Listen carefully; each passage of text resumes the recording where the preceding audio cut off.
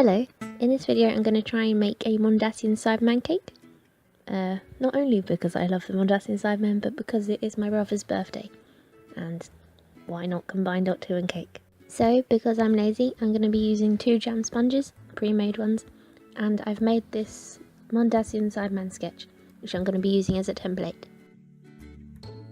So, I placed the 2 cakes on a cake board, and then placed the template on top, and traced around them with a sharp knife. I'd like to point out that I'm not a proper baker, obviously, so this may not be the best method, but it worked for me.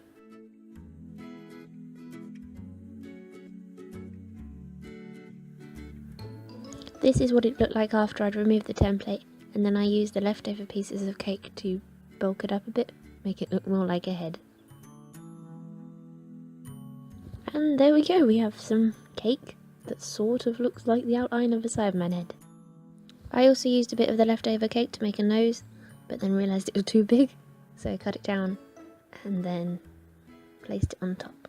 Then, using some icing sugar and white fondant, I rolled out a thin amount and then placed it over the cake to look like the bandages. I cut out the top part of my template and then got some black icing and traced it out. I then placed this at the top of the cake and moved it out. Using the leftover black icing, I cut out 2 eyes and stuck them on the cake with a bit of water, and this is what it currently looks like. Then I took my template and stuck a moustache on it. I took some more leftover black icing and began to shape out the mouth, using the template as a guide. I used the template and then cut a hole out of it with a knife so I could see where I'd be placing my mouth on the cake. Not my mouth, the mouth of the Cyberman. So it's sort of starting to resemble a Mondasian Cyberman. To make the semicircle dome things at the side of the Cyberman's head, I grabbed some black icing and then moulded it into a semicircle shape and then attached that to the side.